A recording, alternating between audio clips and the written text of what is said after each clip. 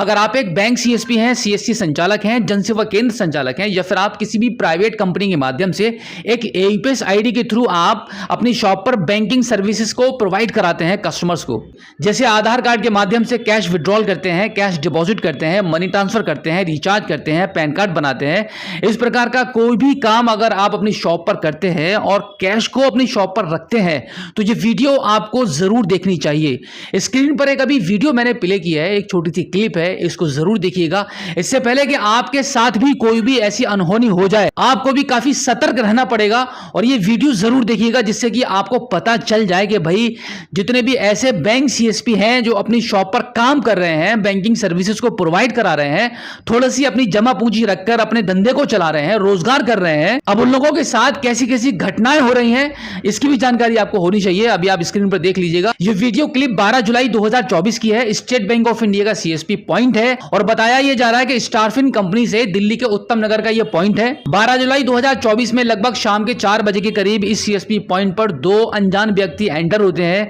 पहला व्यक्ति अंदर आ जाता है, दूसरा गेट पर ही खड़ा रहता है और जो पहला शख्स सीएसपी पॉइंट के अंदर आता है उसके साथ में एक बैग होता है। बैग को ओपन करने के बाद वो तमंचा निकालता है और फिर सीएसपी संचालक को तमंचे से डराकर बैग को अंदर डाल देता है और दूसरा शख्स जो गेट पर खड़ा हुआ है वो अचानक से सीएसपी पॉइंट के शटर को डाउन कर देता है, यानी कि अंदर अब जो शोर शराबा होने वाला है, जो चीख चिल्लाहट होने वाली है, वो बाहर तक ना जा पाए और फिर इस एसबीआई सीएसपी पॉइंट पर जितना भी कैश अवेलेबल होता है वो सारा का सारा बैग में भरकर फरार हो जाते हैं। तो इस प्रकार से स्टेट बैंक ऑफ इंडिया के इस सीएसपी पॉइंट को लूट लिया जाता है। अब यहां पर मैं आपको बता दूं कि ऐसी किसी भी प्रकार की घटनाओं से बचने के लिए आपको सिर्फ दो काम करने हैं, जिसमें पहला काम यह रहता है कि मिनिमम कैश आपको आपकी शॉप पर रखना है,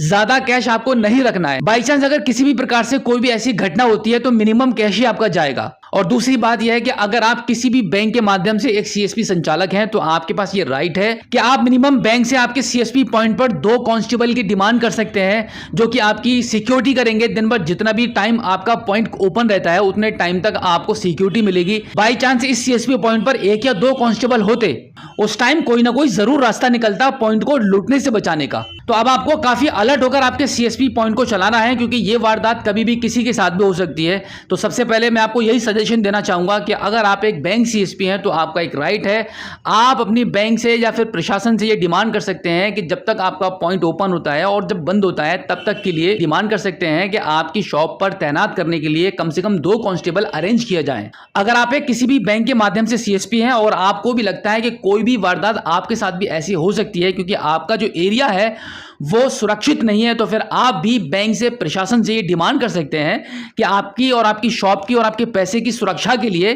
कम से कम 2 कांस्टेबल आपकी शॉप पर तैनात किए जाएं। इस बात का आपको पूरा राइट है, आप डिमांड कर सकते हैं, जिससे कि आपकी पूरी सिक्योरिटी हो पाए।